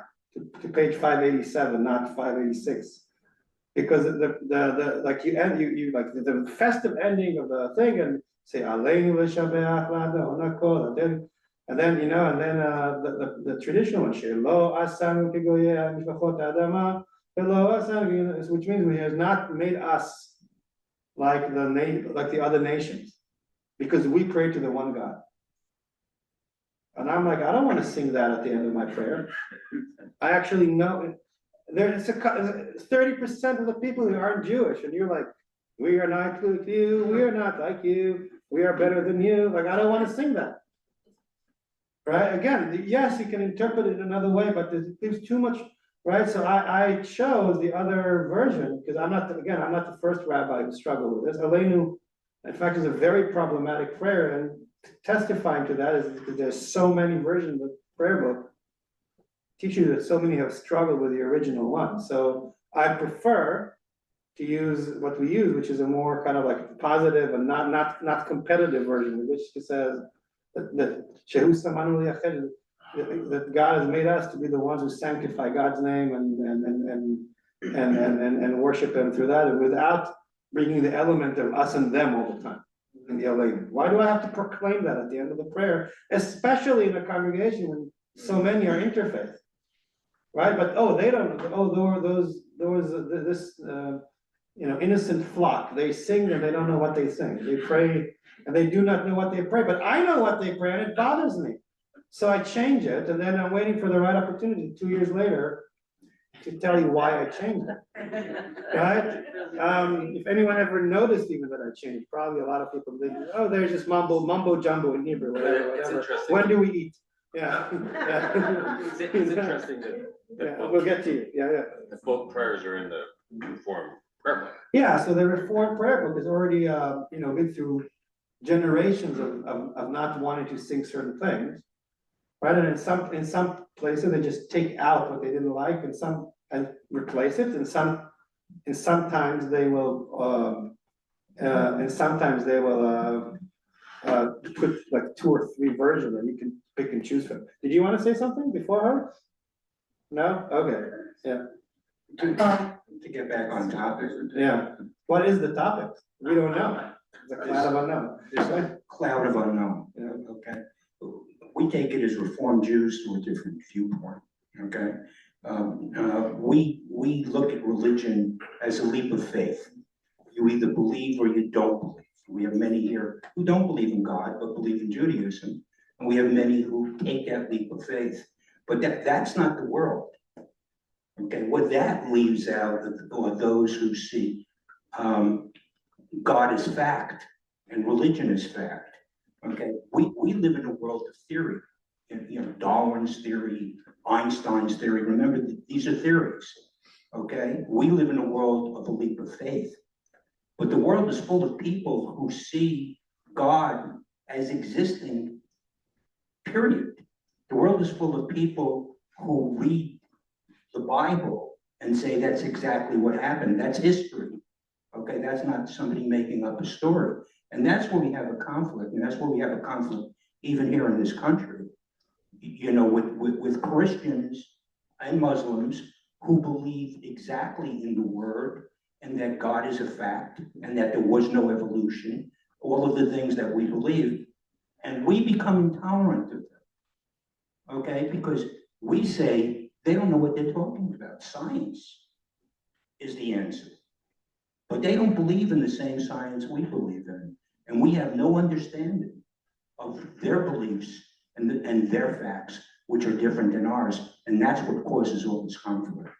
Well, now to the Einstein theory, you can add the Feinstein theory. Just to say, and we kind of need to wrap it up. I think this opens another very interesting discussion, both in the realms of again, I agree with you that again, to me, God's spirituality is not in the known and the proven. I leave that to science, and I'm very happy to leave that to science. And then that leap of faith, which I call the question mark, or the exclamation point, I think where we can truly find God.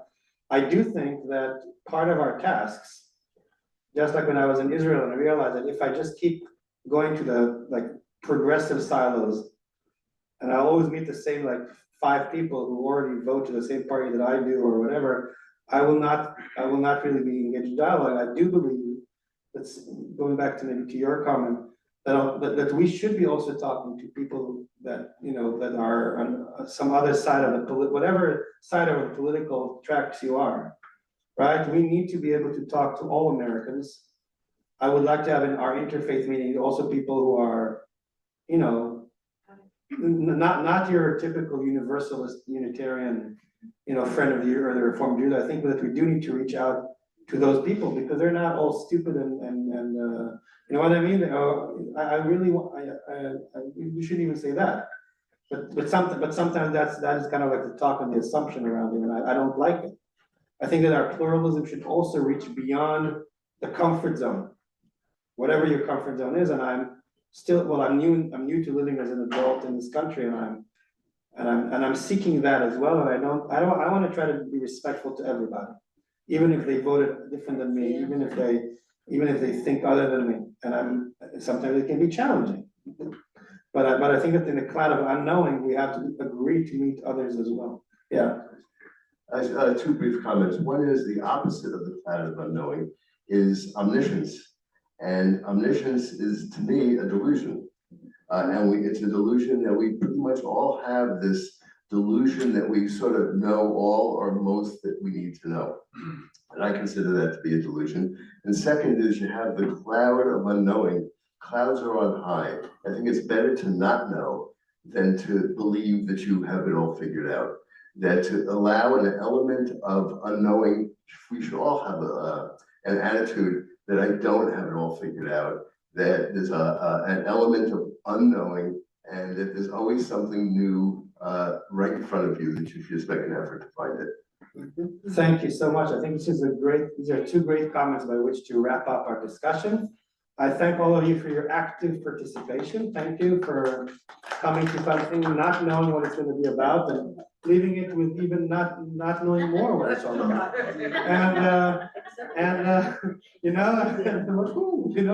I still don't know what this rabbi is talking about, but at least we get good bagels, so I'll come next week. Right? So let's take a 10-minute break. Stacy will be leading the discussion at 11 a.m. Hopefully you'll come out of it with really good ideas for what to do in the beyond the bagel for next year. I cannot stay for that because I have to teach the Bogrim youth at 11. So and I have 10 minutes to think about what I'm going to teach them. So I need to use that. The cloud of unknowing. What's that? Right, so It's only 5 to 10, you got plenty of I time. got 5 minutes to figure it out. Yeah, right. So yeah, the clocks has changed too. We're gonna get some people coming in here. Hey, where's Hole of the Bagel? We thought. 10 minutes. Yeah. I'll be out with the cards, and if you're interested in buying any of our Thank you for your couple comment. treasure Oh, sure. cards, please do. All right, who says this is where spirituality and something meets? And I don't know what it's on. Like social activism. Social activism. Oh wow, you're actually summarizing that? You know, I take notes myself. Oh, that's amazing. Very impressive. So that when I think, oh, that was a nice feeling in my brain. But you're not sure yesterday. What was it? What the hell was he talking about? Or when I try and explain it to somebody else. I'm terrible at that. I can listen to great lectures. Yeah, no, because And then I try and articulate it to my dad, for that's. example. I have no Well, but idea. it's another level of understanding. Yeah. Well, also memory.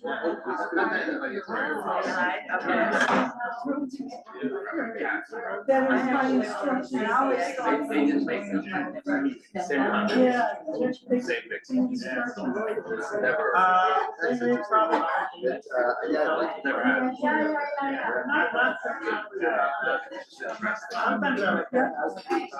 have to leave a little bit early, but I wanted to be here for you. So I'm gonna stay like a half an hour. Oh, good. And I brought Lapitasha to work too. I forget. It's been so long since I was in the town I forget when I started my life.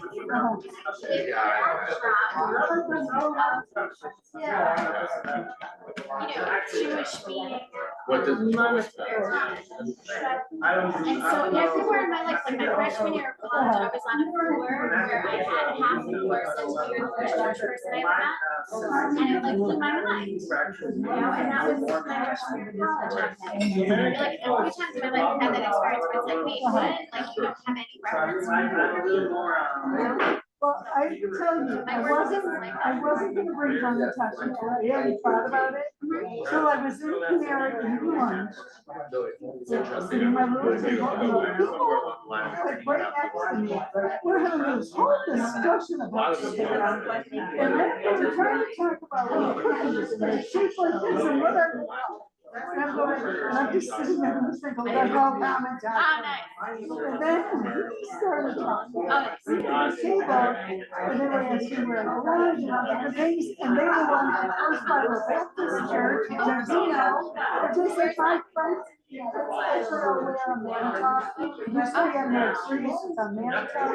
And I go, friends are around here. We started this conversation, I went, I better go buy those commentations. Nice. It was like a sign. Yes, a sign. The Christian was in a hard time. And then they invited me to come to church. I go, I have been to your church it's huge. It is massive. It makes, I think, a JCC look small. It is huge. But, and I actually have done that more than once because I go to the Thanksgiving race. Oh, I can't escape it. No, I was in the Thanksgiving race that used to go out from my church. It was run for grace. And it wasn't Thanksgiving, that's right. I think it was Thanksgiving. It was in October.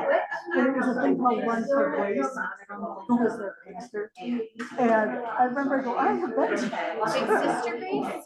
No, I think it was actually their pastor's last name was Grace. And this First Bible Baptist Church. And I'm gonna say, First Bible Baptist is like a mega church. Yeah. It's big. I keep meaning to go to AME Zion on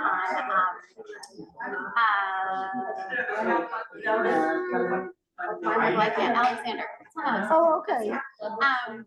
I keep meaning to go there to see, you know, it's a Amy Barber Zion, you know. I think that's right. The one that's on Meg's. Yep, they just had a political convening, which was a great thing. There were like 200 people there. Oh wow! But that's my voting, or they used to be our voting spot. Nice. All right, this. They're clergy. I love hearing sermons from different clergy. Okay, I'm over that.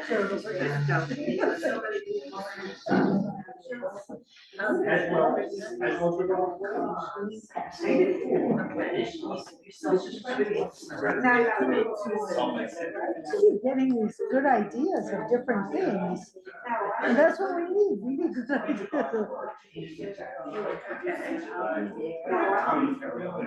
Right. But then we'll be back. I don't want to.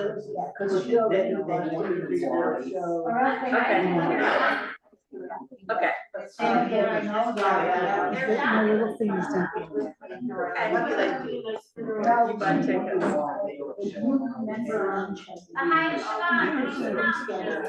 I can't stay very long, but I just want to hear you. I was definitely looking for new ideas. What way do we want to, what new subjects do we want to learn? Listen, we got music coming, jazz music. Because as we were sitting at the table Friday night, the rabbi asked. Oh yeah, I was there. It was like, yeah. Let's do that. Let's do that. Let's do whatever's interesting. And I am laughing about the whole hamantashen because I did the same thing at work. I brought hamantashen with me. And I was laughing. They go, what is it? Oh, it's quorum. I gotta leave early tonight. Quorum spiel started. Have a cookie. Nice. Yeah. Just stay a little bit. I mean, if we get out early.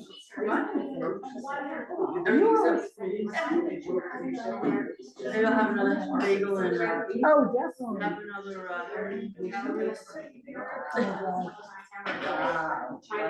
It's so funny. I listen to a lot of podcasts, and one of the podcasts, they were talking about the difference like butter, margarine, different things like that. It was about seed oils and everything. Truthfully, everything is seed oil, except for olive oil. But yeah, they're all seed oil. But yeah, but I was laughing because when they were talking about like margarine, I'm thinking, that's what I grew up on. It's not supposed to be good for you either. Probably not, but at the time they were saying that was the better. I know they were. But, yeah, but if you lived in a kosher household, all we had was margarine.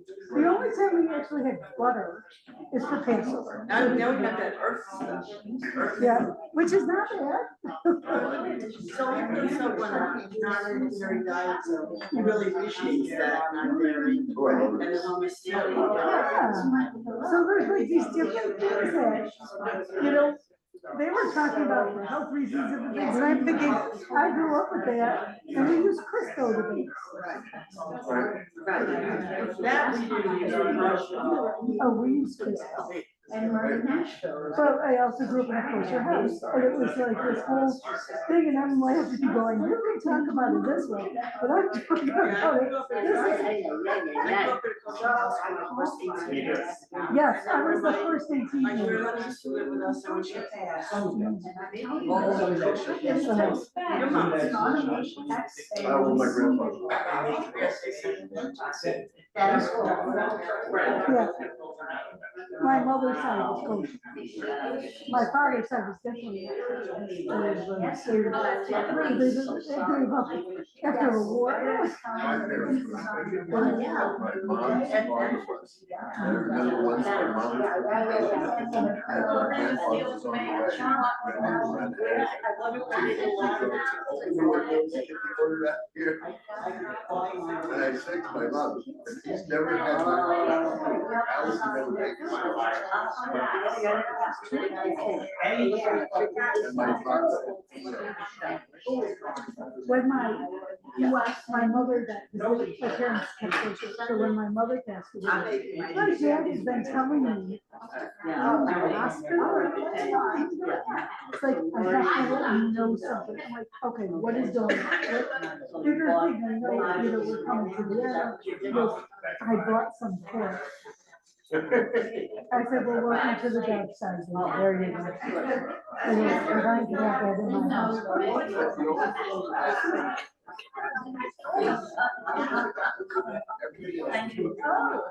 And then I read a novel. And it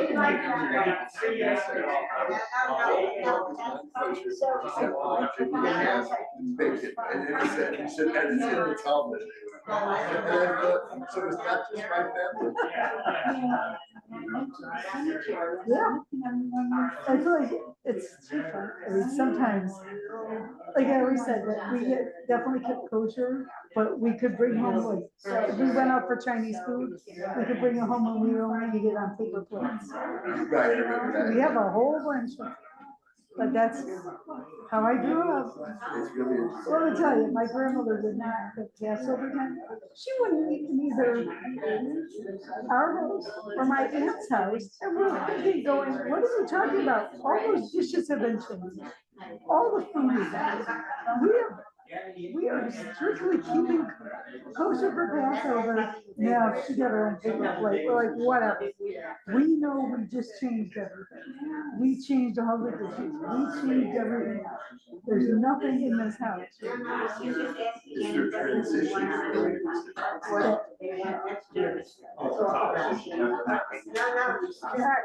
Yeah, we're gonna start because. No. Yeah, I saw pictures from it that maybe Laura posted, somebody posted of the cherry orchard, yeah.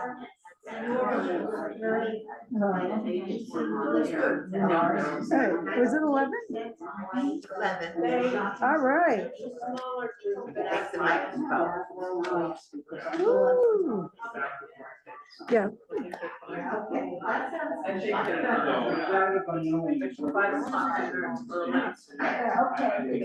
10 or 11, it's 11.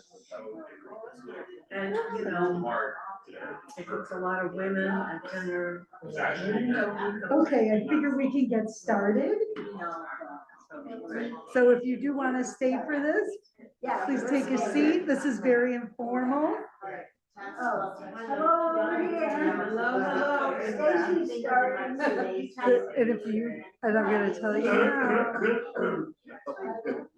We're starting. We're starting. Bye, bye. I have no thoughts with the past and no. Well, you have.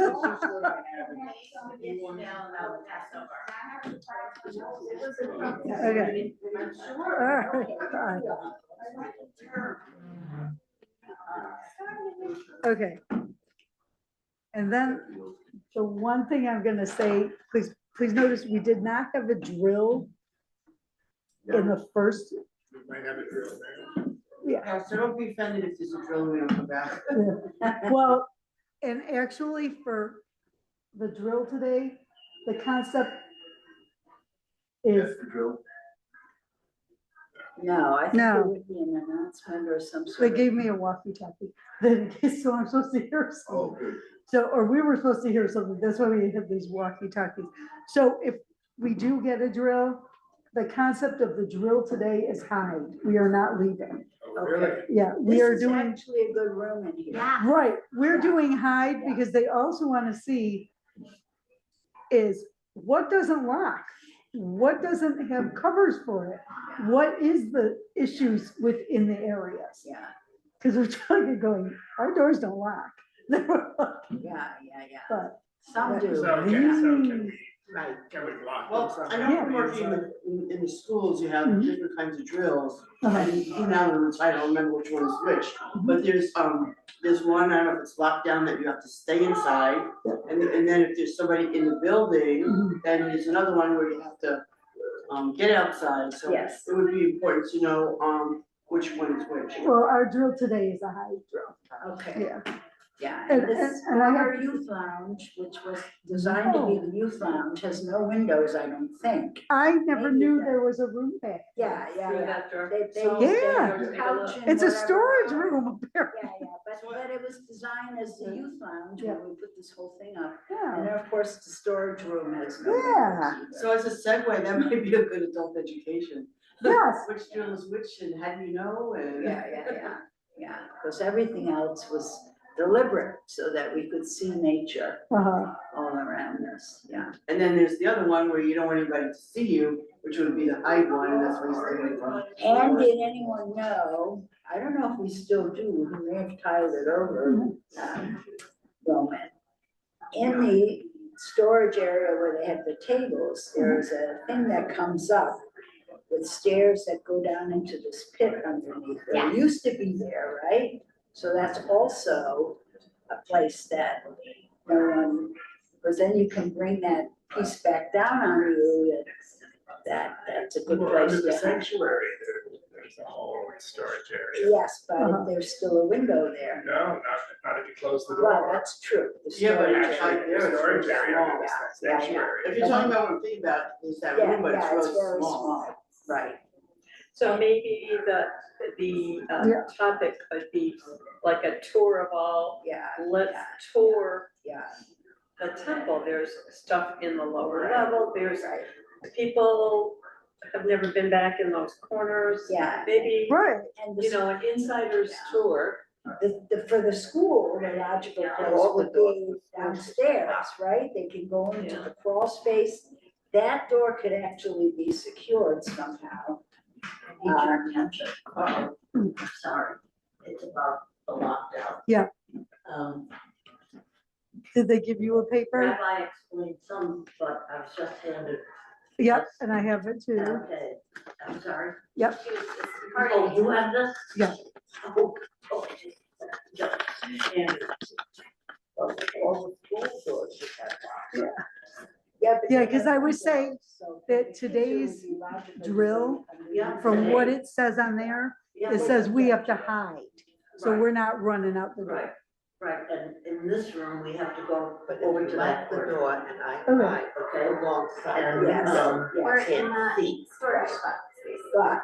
But we have some. But you don't wanna be by the door, so. I'm saying this morning was No, no. there, these locks. She said that corner. Well, and this is why when they That's why we talk about it, we're gonna say, here's these other options that we saw. Yeah. You know, here's this Locked option. door and someone's from the outside, the last thing you wanna do is go by the door. You wanna go to some interior. Right. Did you say about turning off the lights? No, but we're gonna do all of that. That's what you're gonna do now? Yeah, because we're gonna run it like it's a regular drill and just, Yeah. like, we've had to do this at work. We had our drills at work, and actually our drill at work, when we did it, it came up and told us where somebody was. It happened to be outside of my office in our hallway, and we were like, we are in the hide because we can't get out. Thank you. Thank you. And I wonder where Shelley will hide. Shelley, because they actually, if somebody's in the hallway, we have to get them out of the hallway and bring them in here for safety. There is that little tuck around that corner in there. Well, just, Yep. you know, one or two people. Yeah. What was your topic for today? Well, our topic is, what programs do we want to see going We just came Well, up with this one. fits right We in. just- Yeah, we have a big one there. Yeah, and is there other topics? Like, cause we have, I mean, we can look at, what do we want to see in Whole of the Bagel? What type of courses do we want to see? What do we want to see beyond the bagel? Just, what other things do we want to learn about? So are we just looking at Sundays or? I want to go with anything. Well, we've had many interfaith programs, but we haven't had a Catholic program. And Professor Kelly, who Rabbi Katz knows very well. Yes. He's a former professor at St. John Bishop. Joe And Kelly is. I'm sure he would talk very about like the Catholic rights in church that they took from our rights. You know, because no one really realizes how much in the church mass is basically from our. Yeah, they're very Catholics are very comfortable coming to our service because it's so much like their service. That's right. We don't know. Right. We don't know, right? Right. And if there's anything else that anyone wants to know, because he's very ecumenical, that, I mean, he's giving you a course now about what's happening in the Catholic Who's Church. doing this? Who's giving a course? Father Kelly. Okay, I missed the name that you were referencing. Father Kelly. And the other thing that he and Rabbi Katz could speak about, that many in this congregation who are new may not know about, was that whole interfaith coalition that they had with the bishop at the time.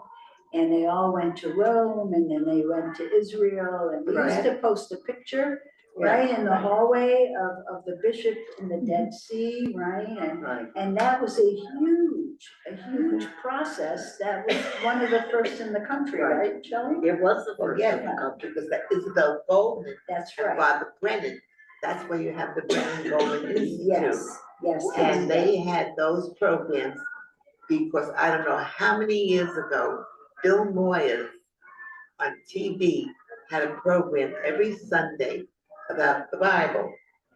And there was a subject, like the that's whatever. And he had people from, I mean, really big name people come and discuss this, okay? So what happened is that was on a Sunday night. And I can't remember, I don't know if it was Monday or Tuesday, that we all went to the Federation on East Avenue. And Brennan Goldman Institute started where we would have a Christian and a Jewish person, a rabbi, speak to us about what we just saw on Sunday. And it was open to the public, and everyone came and expressed, and they would discuss it, and people would express their views. And that went on forever until Bishop Clark retired. And then the new bishop was not interested. Now we have Rabbi Jan Katz is the head of the Golden. Of the Golden, yeah. She started this again after all these years. So perhaps, you know, Jan and Isabel and could speak about that whole process and what was accomplished. Sure. And it was called the Goldman or Brennan Goldman? Goldman Brennan Institute. But it was called, the whole process was called something else at the time, until it became the Institute. I thought it was like a coalition and then the Institute. Before the Golden, when they first start, but doesn't matter. That's when right? they came back, Yeah, that's when they came back from the Vatican. exactly, yes, I forget the name of the woman who financed, yes, yes, yes, the yes, first right, part of that. right.